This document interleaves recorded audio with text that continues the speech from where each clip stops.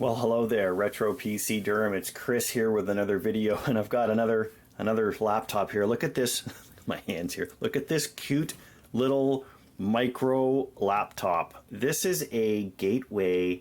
This is a Gateway KAV60. So this is just a little tiny Gateway PC with an Atom processor, single core, hyper-threaded processor. Just a little guy. We'll take a look here and see what we've got going on here. Some battery indicators, some toggles for your Wi-Fi connection. When we look on the side here, we've got a full-size SD card port, pair of USB 2.0 ports, Kensington lock, a power plug. We can see the battery here. A little bit of challenge with some of the connectors here as this system's been in rough shape and is made of basic plastic. Ethernet port. Exhaust here for the fan, which I did clean out here. A VGA output, another USB port, and then some audio ports. We flip on the bottom here. We've got some trays here. Hard drive tray, memory tray, one SD card slot, or one SODIMM slot for memory, 1 gig or 2 gig DIMMs supported. So a maximum of 2 gig of RAM. And then a slot here where we have optional LTE card that we could be able to plug into this thing, but you would need to be an LTE card that I believe has a built-in SIM connection, because there is no actual SIM card slot in here.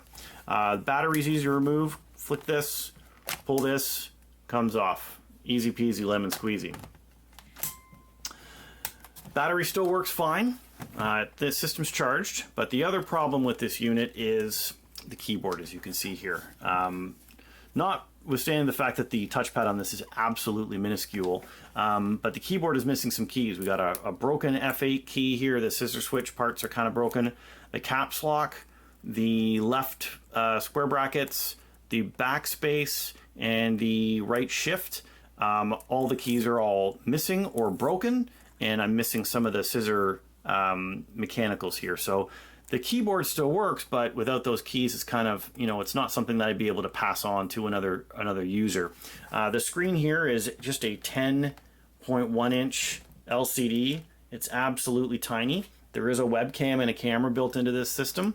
But what really comes to be the problem on this one for me to pass this on, even if the keyboard was working, is the fact that with this tiny Atom processor and with 2 gig of memory, we run into a real problem, which is functionality of this system to be able to use it for a Windows 10 environment. So let me just quickly adjust here the camera so we can take a look at what's going on the screen, and I will turn off the main light here so we can get going. So again, I've got Windows 10 installed on this system.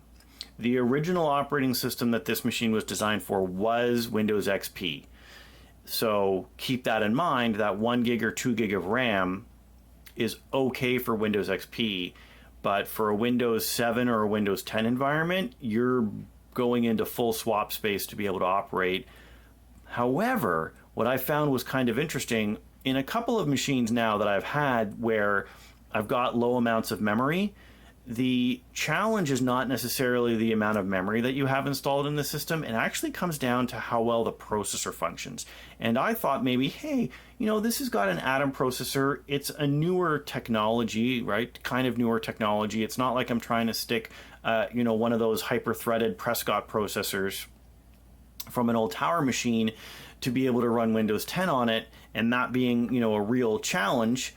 This is a relatively speaking, modern processor. If I take a look at an Atom N270 and I do a quick search for that online on ARC, and I'm going to look and see here, right? It's a 1.6 gigahertz processor. It's a single core, but with hyper-threading, and I just want to scroll down and take a look at some of the instruction sets. So it's got SSE2, SSE3, triple SE3, it's got demand-based switching, it's got disable bit, it's got it doesn't have Intel 64, so maybe that is a problem. The release date on this is 2008, so again, as I say, it's not like it's a 2004 2005 processor I'm trying to get to work in this, so I would think that it would be reasonably good at handling things, but It's a low power processor. This thing is not designed to be able to do regular everyday functions. So I would think that even a Windows XP install on this would probably be challenged, and you'd be having some bottlenecks. Like you can just see here, we're sitting here at idle. We're just doing the like usual things where Windows is booting up and it's checking its security settings. Windows Defender's doing a quick look around. We're at 62%. Take a look here when we go to the performance tab, and you can see like we're going crazy. We're only using 1 of the 2 gig of memory, so we're not hitting the swap space too hard, but the processor's just jammed, right? It's having so much trouble doing anything. I was able to, I mean, Windows updated itself. It updated itself to 20H2. So I'm going to try and load up Edge here, and you'll see what happens, which isn't going to be a heck of a lot. It's just going to be ground to a halt and literally take, I think, a minute or two to be able to load up Edge, to be able to get anything going. I can't remember if I've got so I've got just the basic start page here, and it takes, that's a fair bit of time, right? Now I'm going to try and go to YouTube, and we'll see how long YouTube takes to load up here. This is a 600p screen, so it's 1200 by 600 resolution. A little bit of an odd, maybe a little bit of an oddball resolution on here. That's taking care of things. But you see here, right, we're trying to load up the YouTube, and it's having trouble. It is having trouble being able to handle loading this up and get everything up and running here. And that is 100% processor that's having the problem. We'll get Task Manager back up and running here, and you can take a look and see what I'm talking about. So you can see our processor's pinned, right? 99%. Let me switch over to the performance view. And you can see we're still only 1.3 gig of our memory utilization, but we're 99% on processor. Switch back here. We're going to go to launch a CrabRay video here. And I'm not even going to try anything. I'm just going to let it try to do auto. It should auto check and say I'm going to try to do something like 360p.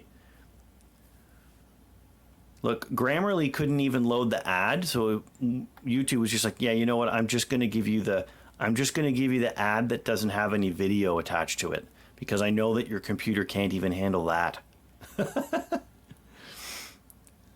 So just waiting, right?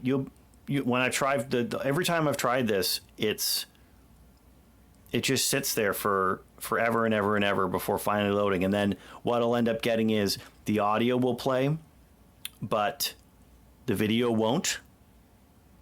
So you just get this like black screen or this spinning wheel screen, and the song will start playing without the video, and that's it. That's as far as you get. So really not great. So what I would say for, when you're looking at any older laptop, any of these little, it doesn't necessarily have to be one of these little laptops, it could be any size laptop, but any of these older laptops that have these low power processors, you be wary that you may or may not be able to get any functionality out of them, right? A mobile processor should still be able to handle some productivity and standard computing. These Intel Atom processors are really not capable of doing that type of stuff.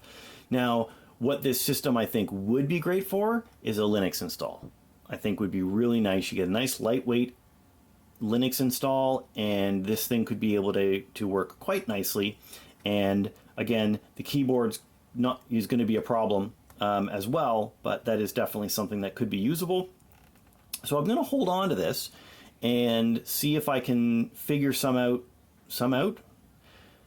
if I can figure out some new life, extended life for it. Because it obviously, it still functions, right? I took the whole thing apart, I cleaned the fans, I repasted everything. Mechanically, the system board itself, the screen, the battery are all still functioning perfectly well.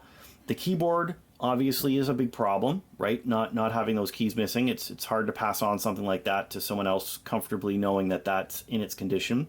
But it needs an operating system that is suitable for this processor and the 2 gig of RAM that's installed on it, where it's just not, there's just not enough juice behind it to be able to handle some low-end performance.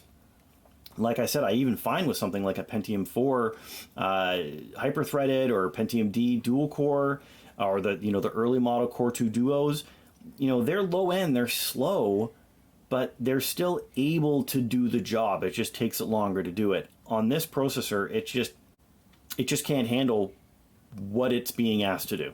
So it is what it is. Anyways, I hope you enjoyed taking a look at this this cute little guy here. And if you have one of these, let me know what you're using for it. Maybe what OS you operate on it. If you've got a Linux install to recommend for this, let me know. Hope you're staying safe and healthy, and we will catch you in the next one.